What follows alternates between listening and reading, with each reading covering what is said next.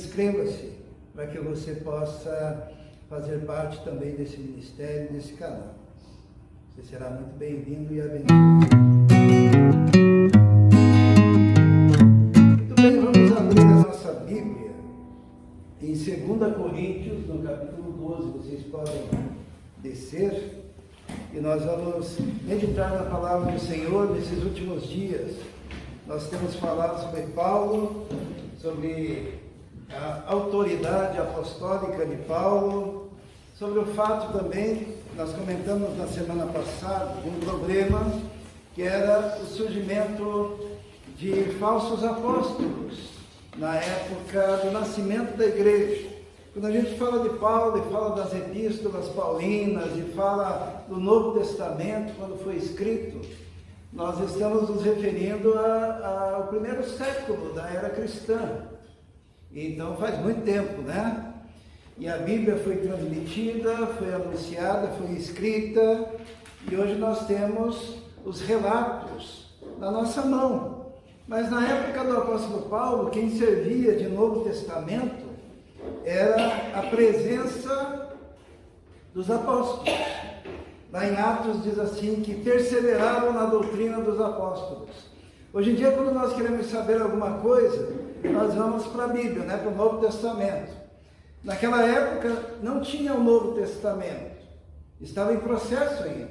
As próprias cartas paulinas estavam sendo escritas e Paulo nem tinha ideia de que aquelas cartas um dia estariam compiladas e colocadas e seria a Bíblia inspirada que nós temos hoje. Então na igreja primitiva era diferente. Eles olhavam o Velho Testamento, sempre olhando como promessas daquilo que viria a ser, que seria a nova aliança. E quando eles tinham dúvidas doutrinárias, eles iam aos apóstolos. Então a função apostólica naquela época era essencial. E quem que era o apóstolo? Nós já estudamos isso. O apóstolo era aquele que conviveu com Jesus e aprendeu diretamente de Jesus. Então tinha aquele grupo apostólico que era a base doutrinária da igreja. Mas, como nos dias de hoje, surgiam aqueles que não eram e queriam ser. Então foi uma época de surgimento de muitos falsos líderes e de muitas heresias, como acontece nos dias de hoje. A tal ponto que muitas vezes esses falsos líderes eles conseguiam uma projeção maior do que a dos próprios apóstolos, que eram testemunhas oculares, que viram desde o batismo até a ressurreição do Senhor, ou como no caso de Paulo, que recebeu a revelação e a mensagem diretamente do Senhor. E daí, Paulo, no meio de tudo isso, começaram a questionar a autoridade dele. E a segunda carta de Paulo aos Coríntios é onde ele defende a autoridade apostólica dele.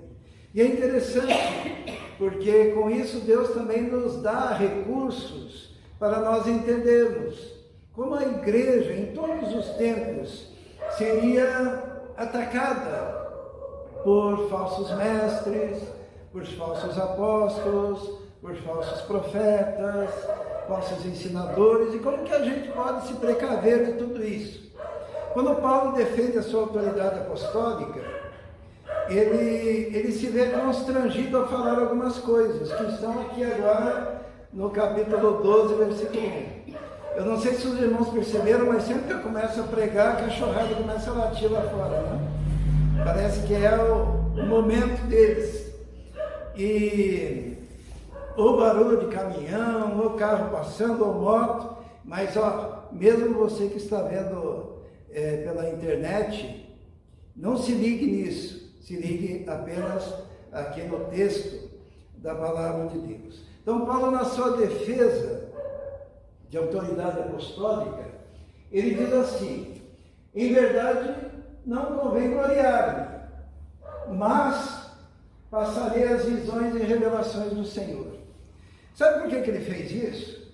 Ele diz, olha, eu não queria defender a minha autoridade falando das visões e das revelações que eu tive. É isso que ele está querendo dizer. Ele, num dado momento, ele diz assim que ele se via obrigado até a falar essas coisas, porque ele era humilde. Isso é uma coisa interessante, né? Nós vivemos numa época que o indivíduo, se ele tiver alguma experiência espiritual, ele já sai nos 4 cantos, né? Para divulgar aquilo que aconteceu com ele. E nós vivemos numa época em que isso é muito comum, né? Eu estava dando uma olhada na internet para ver como que estão as coisas, e eu percebi, né, que alguns líderes que ensinam heresias, eles sempre têm a mesma metodologia. Eles usam a ideia de que eles passaram por uma EQM. Todo mundo sabe o que é EQM? Experiência quase morte. Então o indivíduo diz, eu passei por uma experiência quase morte, e nessa experiência alguém me tocou, um anjo me tocou, o Espírito Santo me tocou quando eu estava naquele acidente de carro, quando eu estava naquela UTI, quando eu estava em coma, e daí eu tive uma visão, e em cima disso, daí ele sai por aí pregando, é sempre do mesmo jeito. É muito interessante isso. Muito embora a gente não veja isso na Bíblia, é a metodologia. Semana passada eu falei do Kenneth Hagin. O Kenneth Hagin, para confirmar a sua autoridade, ele diz que quando ele era adolescente, ele estava muito doente do coração, e naquela enfermidade dele, ele morreu. Morreu e foi para o inferno. Daí ele foi lá, viu as coisas que aconteciam no inferno, mas daí Jesus o chamou e o sugou como se fosse um aspirador de pó e trouxe ele para a cama de novo. Daí ele estava lá na cama, no leito de enfermidade, daí ele resolveu aceitar Jesus como Salvador, e daí logo em seguida ele morreu de novo, dessa vez ele foi para cima, e daí ele viu o céu como é que era, daí Deus disse, não, você tem que pregar, daí sugou ele de volta, e daí ele saiu divulgando a mensagem dele. Esse método de dizer que foi para o céu, que foi para o inferno, que voltou para falar, que estava numa EQM, no estado quase morte, e depois voltou e transmitiu a mensagem, ou levou uma pedrada na cabeça, e aquela pedrada ajudou a pessoa a ter uma visão melhor, né? Que nem o Gabriel já levou uma pedrada na cabeça, né? Mas não teve visão. Ou encontrou com um anjo. Até eu fiz um texto ontem, onde eu falava sobre Paulo ter proibido essa questão de você receber mensagem de anjo, né? Ele diz assim, que ainda se ele mesmo, Paulo, resolvesse pregar um evangelho diferente, ele deveria ser anátema. E mesmo que o anjo do céu viesse e anunciasse um evangelho diferente, seria anátema também. Anátema seria maldito, porque o evangelho já está posto, o evangelho já está anunciado, o evangelho já está escrito, e Deus não vai se utilizar de EQM, Deus não vai se utilizar de visões extraordinárias, Deus não vai se utilizar, Deus vai usar a palavra. Porque a Bíblia diz que a palavra é viva, e eficaz, e mais cortante que espada de 2 gumes. Mas é interessante que sempre que se levanta um líder, ele tem que se basear, líder falso, tá? Em visões e revelações que teve. Então, ou quase morreu, foi para o inferno, depois foi para o céu, ou viu um anjo, ou de repente aconteceu algo mirabolante, e ele sai por aí contando essas coisas. Mas com Paulo foi bem diferente, né? Nós vamos pular aqui e vamos para o próximo versículo, onde Paulo começa a falar das revelações e visões que ele teve. Ele diz assim, olha, vocês estão me constrangendo a falar das minhas visões e revelações. Então, eu vou falar. E olha como ele é diferente, né? Ele diz assim, conheço um homem em Cristo, ele não consegue nem falar que é ele, tá? Tamanha era a humildade dele. Ele diz, conheço um homem em Cristo, e é ele mesmo, que há 14 anos, se no corpo não sei, se fora do corpo não sei, Deus o sabe, foi arrebatado ao terceiro céu. Olha que coisa interessante, ele diz, olha, vocês gostam tanto de revelações, vocês gostam tanto de visões, vocês estão atrás de superapóstolos, vocês estão atrás de superlíderes, mas olha, vocês estão me obrigando, eu vou contar um pouquinho de mim. Eu conheço um homem que há 14 anos, quanto tempo ele demorou para contar isso? 14 anos. Imagine se fosse um de nós. Imagine, Bia, você ir lá no paraíso, conversar lá, ouvir coisas lá do paraíso, aquela história, né? Você acha que ela contava, Fernanda? Só para mim. Contava rapidinho ou demorava uns 14 anos?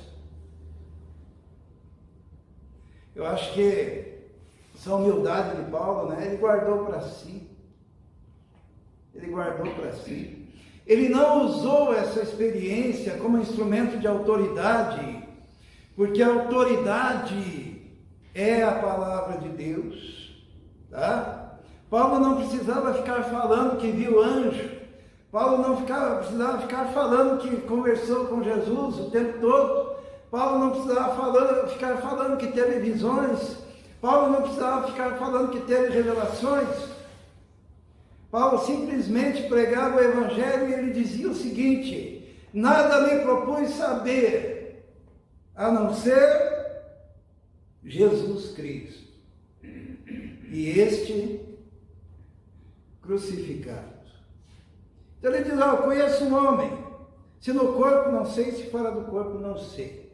Os estudiosos dizem que essa experiência que Paulo teve há 14 anos, ou 14 anos antes, né, dele escrever, foi uma experiência quando ele entrou numa cidade e queriam adorá-lo, e dizer que ele era um Deus, e queriam dizer que o Barnabé era outro Deus, e daí eles estavam adorando os dois lá, e quando eles entenderam, né, que aqueles homens estavam querendo adorá-los, eles rasgaram as suas vestes e disseram, não, adore a Deus, nós somos homens que nem vocês. E daí aquela multidão se revoltou com eles, pegaram Paulo, apedrejaram ele e deixaram ele como morto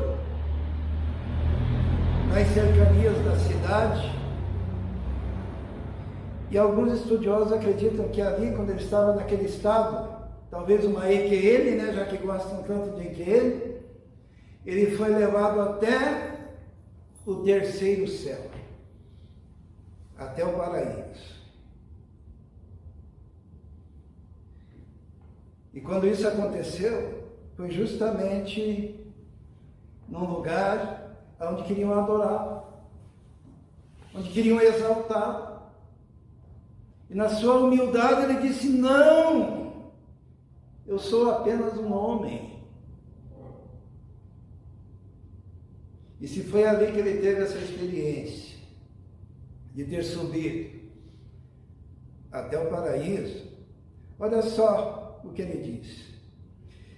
E sei que o tal homem, se no corpo ou se fora do corpo, não sei, Deus o sabe, foi arrebatado ao paraíso e ouviu palavras inefáveis, que ao homem não é lícito falar.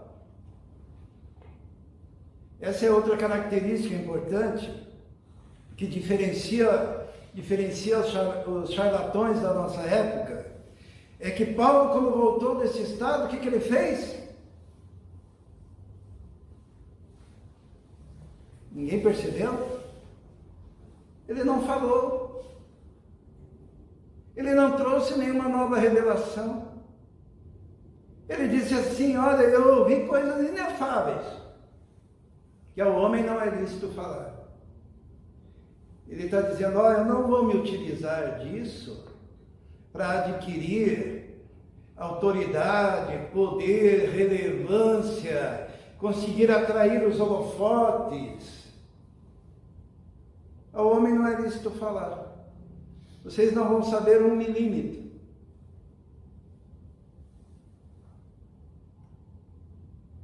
E ali estava a humildade de Paulo, e ele diz assim: de alguém assim me gloriarei eu, mas de mim mesmo não me gloriarei, senão nas minhas fraquezas.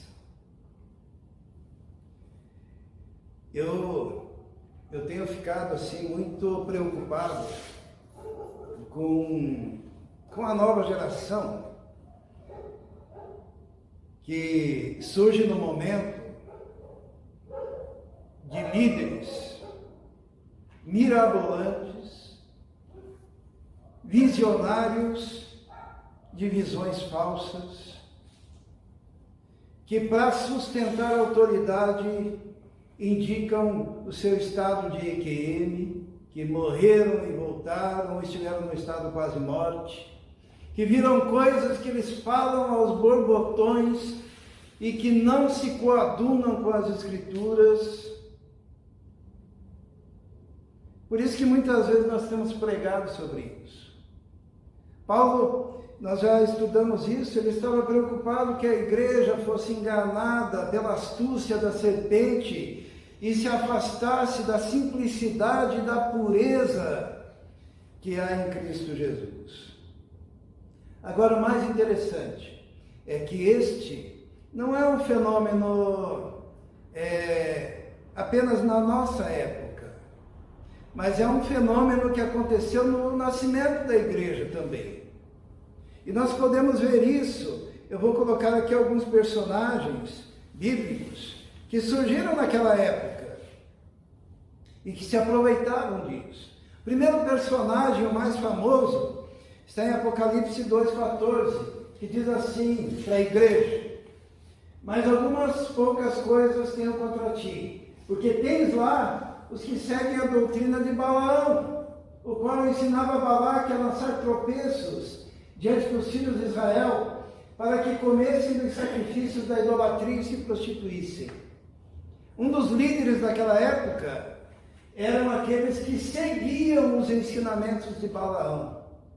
Balaão, essa palavra, ele se refere, lógico, àquele profeta do Velho Testamento que foi repreendido por uma mula, né? E que o que aconteceu com ele é que ele estava recebendo dinheiro para amaldiçoar o povo de Deus, e ele estava tentado a receber esse dinheiro, né? Sendo contratado para esse objetivo, e como ele não conseguiu amaldiçoar o povo de Deus, ele ensinou os inimigos do povo de Deus como que o povo de Deus poderia ser destruído. Ele falou para os inimigos do povo de Deus: faça esse povo pecar, coloquem mulheres aí seminuas dançando no meio deles, que eles vão cometer pecado, e Deus, o Deus deles, não ama o pecado, e o Deus deles vai pesar a mão. Então ele ensinou os inimigos como prejudicar o povo de Deus, porque o único interesse que tinha Balaão era o interesse financeiro, era o dinheiro. E agora surgiram líderes que pregam contra o dízimo, porque eles vivem de oferta. Como eles vivem fazendo palestras e não têm compromisso com igreja nenhuma, eles vivem de ofertas, então eles querem desviar os dízimos das igrejas para as ofertas que eles recebem, para manterem a sua vida luxuosa à custa da simplicidade do povo de Deus. A palavra Balaão significa aquele que não tem povo. E os discípulos de Balaão são aqueles que não têm compromisso nenhum com o povo, não têm compromisso nenhum com a verdade, mas têm um compromisso sim com ganhar dinheiro. O apóstolo Pedro falou e profetizou, dizendo que no futuro fariam comércio da igreja do Senhor, fariam comércio de vós, nós viraríamos produto. E não é preciso ir muito longe para a gente entender e perceber quem são esses discípulos de Balaão. Outro grupo daquela época eram os nicolaítas. Diz lá, Assim tens também os que seguem a doutrina dos nicolaítas. A palavra Nicolau significa aquele que dá a vitória, ou aquele que leva a vitória, né? E os nicolaítas, que vem de duas palavras, Nico e Laos. Laos todo mundo sabe aqui o que significa, né? Povo. E Nico fala de entretenimento. Então os nicolaítas são aqueles que através do entretenimento fazem mensagens de vitória. Hoje nós chamamos eles de adeptos da teologia do pensamento positivo, adeptos da teologia da confissão positiva, adeptos da teologia da prosperidade. E a gente pensa que é uma grande novidade, mas olha aí, ó. No primeiro século, já tinha os seguidores da doutrina dos nicolaítas. E isso é terrível, sabe? Porque o crente, ele acaba ficando meio retardado quando segue isso.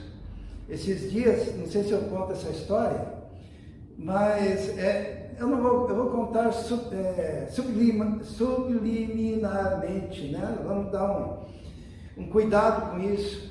Mas é chegar na casa das pessoas e ter frasezinhas de efeito: você é vitorioso, você é vencedor, você é o campeão dos campeões, você vai conseguir tudo na vida, você...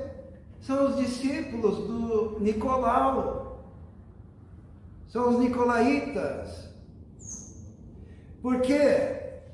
São aqueles que gostam de caixinha de promessa, né? Porque a Bíblia é inteira. Se você tem uma caixinha de promessa, você tem que ter uma caixinha de juízo também, uma caixinha de doutrina, né? Uma caixinha de repreensão. Qual que vocês preferem? For comprar uma caixinha de promessa, né? Caixinha de promessa. A Bíblia é um todo. E esses, como é que chama mesmo? Coach, né? Os coaches evangélicos, que ficam dizendo: vai lá, você vai conseguir, você é vitorioso, você tem tudo na mão, vai dar tudo certo. E nunca falam do pecado, nunca falam do compromisso com Deus, nunca falam do sofrimento, nunca falam da bênção, que é quando o Senhor nos repreende. Isso tinha naquela época também. E tinha também esse que eu acho muito pernicioso, né? E que a gente vê constantemente. Tenho contra ti, está lá em Apocalipse 2:20, que toleras Jezabel, mulher que se diz profetiza. E olha o que tem aparecido de profetisas aí. Ensinar a enganar meus servos, para que se prostituam e comam sacrifícios da idolatria. Mas eu vos digo a vós e aos restantes que estão em Tiatira, a todos quantos não têm esta doutrina e não a conhecem, como dizem, as profundezas de Satanás, que outra carga vos não porei. Essa doutrina, sabe como que era?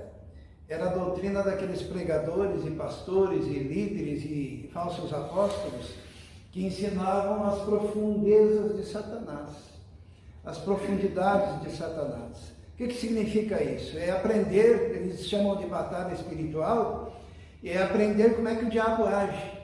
Olha, o diabo ele age assim, o diabo não gosta dessa cor, o diabo não age numa igreja quando tem alguém de perna cruzada, o diabo, sabe, eles conhecem os detalhes de Satanás, as profundidades de Satanás. Em vez de pregar Jesus, eles vão nas igrejas para pregar como é que o Satanás funciona, como que ele trabalha. Eu vi isso esses dias, eu fiquei assim pensando: poxa, quanto tempo perdido desse povo, porque havia um pregador ensinando os detalhes de Satanás. E é interessante que sempre segue o mesmo padrão, né? O cara diz que era satanista e que fez um pacto com o diabo, ou foi o pai dele que fez, ou foi o avô dele que fez, e ele estava envolvido com Satanás, atolado com Satanás, e lá ele foi iniciado, daí ele aprendeu um monte de coisa lá, de ocultismo, de esoterismo, e daí agora ele sofreu um acidente, e daí ele teve uma EQM, e daí ele teve uma visão de Deus, daí clamou ao Senhor, daí agora vem para a igreja para ensinar o quê? Não a Bíblia. Ensinar como é que Satanás trabalha. E o povo de Deus é um povo muito, coração muito simples. E eles dão holofotes para estes que pregam esse tipo de doutrina. É interessante. Olha, chegou num ponto que se o indivíduo nascer em lar evangélico, vamos supor aí, vamos pegar a Fernanda como exemplo, nasceu na igreja, vai na escola dominical, né? Canta, estuda a Bíblia, louva a Deus, adora a Deus, namora direitinho, tem o pai e a mãe na igreja, tudo certinho, você não serve. Deus não vai te chamar. Por quê? Porque ele chama o indivíduo que é satanista, que foi lá no inferno, que aprendeu com o diabo. Ele chama a mulher que é prostituta, que se atolou, que ficou lá na sarjeta. Ele chama o drogado, aquele cara que se drogava, que injetava na veia. Os irmãos já perceberam isso? Eu não estou querendo dizer que Deus não chama pessoas que se atolaram no pecado. Mas a pessoa que é chamada por Deus, ela tem vergonha de um passado sujo. E ela não vai nos púlpitos para ficar 2 horas falando quanta sujeira ela fez, para depois no finalzinho dizer, mas daí eu aceitei Jesus. Amém. Ela não coloca holofotes no diabo, ela não coloca holofotes nas trevas, ela não fica ensinando as profundezas de Satanás, ela não fica ensinando quão suja e corrupta e ladra e bandida ela era. Paulo, ele foi um cara que perseguia a igreja, que dava o seu voto para a morte de cristãos, mas quando ele abria a boca, ele falava de Jesus. Quando ele abria a boca, ele falava da justificação pela fé. Quando eu abria a boca, ele falava da regeneração. Quando ele abria a boca, ele falava do novo nascimento. Quando ele abria a boca, ele falava da graça de Deus. Quando ele abria a boca, ele falava da grandeza do Senhor.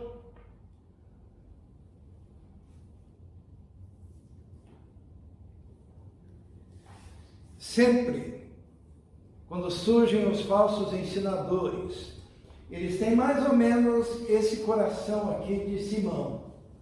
Isso aconteceu lá em Atos, lá em Samaria, diz assim: estava ali um certo homem chamado Simão, que anteriormente exercera naquela cidade arte mágica, e tinha iludido o povo de Samaria, dizendo que era uma grande personagem. Esse cara aí, ó. Normalmente os indivíduos, eles querem se apresentar como grandes personalidades. E o nome de Jesus é apagado, e o nome de Jesus vira um produto, e o nome de Jesus é para lucro e ganhar dinheiro, e o nome de Jesus vira arte mágica, que eles ensinam a usar o nome de Jesus como se fora um amuleto. E esse Simão, ele chegou para Pedro e disse assim: me venda o poder que você tem para invocar o Espírito Santo.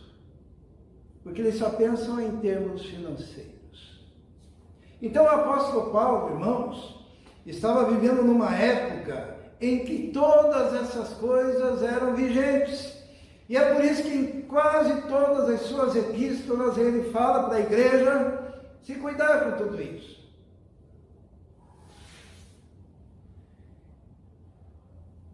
E não é de admirar que hoje, no ano 2021, estou certo? É isso, né? Basta abrir os olhos e ver que tem Jezabel, tem Simão Mágico, tem Nicolaitas, tem os seguidores de Balaão, para tudo quanto é canto. E falta uma igreja consciente, firmada nos valores do Novo Testamento, que não se deixa enrolar, que ama Jesus, que ama a palavra. Essa experiência do apóstolo Paulo, onde ele foi até o terceiro céu, até o paraíso, ela é muito interessante, né?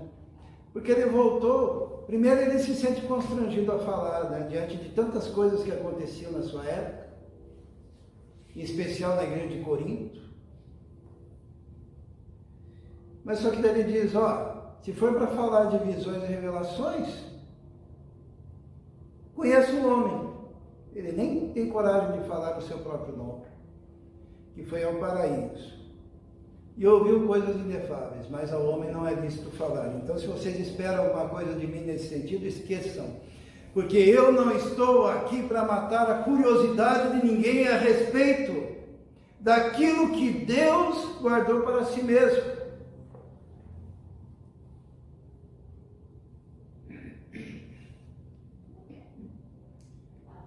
E depois ele diz assim, de alguém assim me gloriarei, mas de mim mesmo não me gloriarei, senão nas minhas fraquezas. E daí Paulo, em vez de dar um testemunho da sua grandiosidade, ele dá um baita de um testemunho do quê? Das suas fraquezas. Porque normalmente o cara que quer se projetar, ele vai dar um testemunho a respeito das orações que Deus ouviu, e como ele foi maravilhoso e curou, e como ele foi maravilhoso e libertou, e como ele entrou naquele lugar e expulsou um demônio, e como ele foi lá para o paraíso e vem contar tudo que ele viu. Mas Paulo, ele pega e diz assim, eu vou me gloriar nas minhas fraquezas. Porque se quiser gloriar-me, não serei nécio, porque direi a verdade. Mas deixo isso, para que ninguém cuide de mim mais do que em mim vê e de mim ouve. Ele diz assim, eu não quero que vocês pensem mais em mim do que aquilo que vocês percebem em mim. E o que eles percebiam em Paulo? Percebiam que ele era um homem baixinho, gordinho, careca, meio estrábico, que tinha dificuldade para falar, mas que tinha conhecimento. E ele diz assim, e para que não me exaltasse pela excelência das revelações, vê que ele nem conta que revelação que era essa, tá? Foi-me dado um espinho na carne, a saber, um mensageiro de Satanás, para me esbofetear, a fim de não me exaltar. Ele diz assim, Deus foi tão bom comigo, que ele me deu um espinho na carne, porque ele sabia que se ele me deixasse livre, leve, solto, eu sairia por aí me exaltando. E ele diz assim, acerca do qual 3 vezes orei ao Senhor para que se desviasse de mim, e disse-me, a minha graça te basta, porque o meu poder se aperfeiçoa na fraqueza. De boa vontade, pois, me gloriarei nas minhas fraquezas, para que em mim habite o poder de Cristo. Olha o que Paulo está dizendo. Ele vai dar o testemunho dele, de que ele esteve lá no paraíso, mas em vez de ele falar que ele era grandioso, ele falou, Deus não ouviu minha oração. Os irmãos perceberam isso? Ele disse, 3 vezes eu orei ao Senhor para que se desviasse de mim. E disse-me, a minha graça te basta. Isso é, Deus ouviu a oração e disse para ele o quê? Não, a minha graça te basta, porque o meu poder se aperfeiçoa na fraqueza. Irmãos, algumas vezes eu me sinto meio esquisito, meio estranho no meio de tantas coisas que eu vejo. E eu creio que Deus dá essa oportunidade para a gente ver, até para a gente poder pregar e ajudar algumas pessoas que estão em dúvidas, que estão angustiadas neste mundo evangélico tão estranho, né? Mas esses dias eu estava vendo um desses chamados grandes falando sobre a igreja, e ele falava tanta coisa que não era verdade do ponto de vista histórico, né?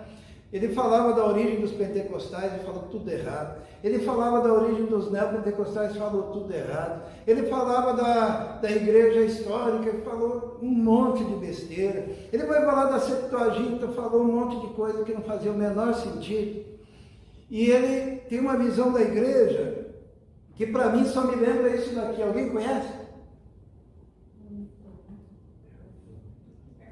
Hã? Ornitorrinco. A igreja está mais ou menos isso aí. Mira, isso aqui é um pato. Não, é um mamífero. É um mamífero. E olha, é um peixe. Tem rabo, tem pelo. A gente olha, como é que a gente... É muito difícil classificar esse bicho. E a gente olha para a igreja hoje em dia, de uma forma geral, é mais ou menos esse bichinho aí, ó, que é bem bonitinho. Quando é pequenininho, né? Todo mundo gosta, que bonitinho, que bonitinho. Até eu brinquei com a Rebeca. Disse, desculpa, peguei uma foto sua. Brincadeira, brincadeira. Mas olha, as igrejas estão nascendo assim, desengonçadas, pé de pato,